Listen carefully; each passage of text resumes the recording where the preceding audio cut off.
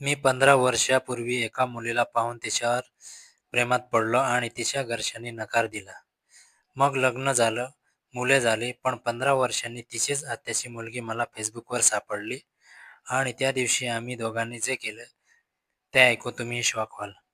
काय झालं पुढे ते ऐकण्यासाठी व्हिडिओ शेवटपर्यंत पूर्ण कथा ऐका आणि आपल्या मनसाच्या चॅनलला सबस्क्राईब करा. नमस्कार मित्रांनो, मी मनसलचल. आज मी तुम्हाला माझ्या जीवनातील एक खरी घटना सांगतो. ही कथा आहे जेव्हा मी 30 वर्षाचा होतो. घरच्यांनी मला लग्नासाठी मुलगी दाखवायला सुरुवात केली होती.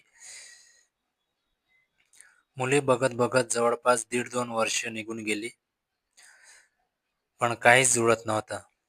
शेवटी 2025 मध्ये मला एक मुलगी खूप आवडली. तिचं नाव रंजना होतं. वय सुमारे 25 वर्षाची. मी 30 वर्षाचा होतो तेव्हा. जेव्हा मी तिला बघायला तिच्या घरी गेलो, तिथे आमचं खूप चांगलं स्वागत झालं. शेवटी बघण्याचा कार्यक्रम सुरू झाला. सगळे समोर बसलो. समोर एकच खुर्चीवर तिला बसवलं गेलं. जसं मी तिला पाहिलं तसं तिच्याकडे बघतच राहिलो. माझ्या मनातली जशी हवी होती अगदी तशीच ती होती. दिसायला सुंदर, गोरीपान. पाहता क्षणी माझं मन एकदम होकार होऊन गेलं. काही विचार न करता मी लगेच होकार दिला. सगळ्यांनी विचारलं, मुलगी पसंत पडली का? मी होकार दिला. तिलाही विचारलं गेलं. तिनेही मान हलवून होकार दिला. आम्ही दोघं एकमेकांकडे पाहिलं तेव्हा तिच्या डोळ्यातही चमक दिसली. नंतर तिला आत नेलं गेलं.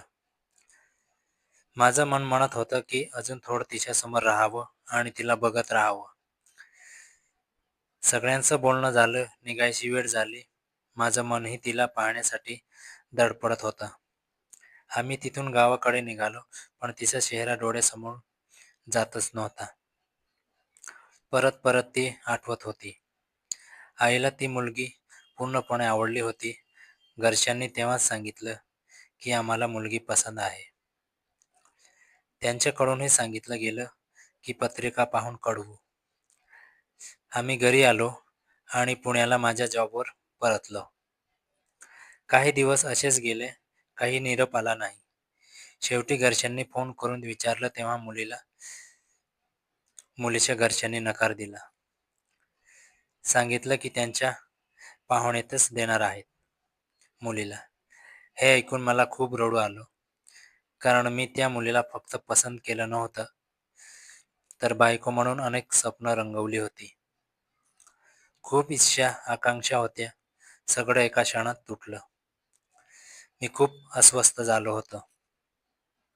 घरच्यांनी दुसरीकडे मुलगी पाहून लग्न ठरवलं, पण माझं मन रजनतच अडकून राहिलं होतं. काही केलं तरी तिची आठवण जात नव्हती. काही महिन्यांनी माझं लग्न झालं. असंच 15 वर्ष निघून गेली. मुले झाली. माझी जॉब पुण्यातच होती. मी गावाकडे ये जा करत होतो.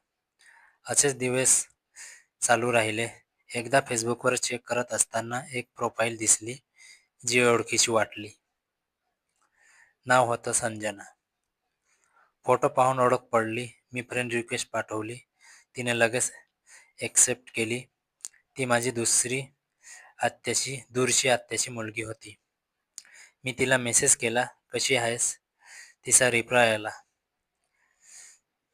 असं आमचं बोलणं सुरू झालं. रात्रंदिवस चॅटिंग होऊ लागली. ती पुण्यातच राहत होती. बोलता बोलता आम्ही खूप जवळ आलो. आम्ही दोघंही एकमेकांसोबत वेळ घालवायला उत्सुक झालो.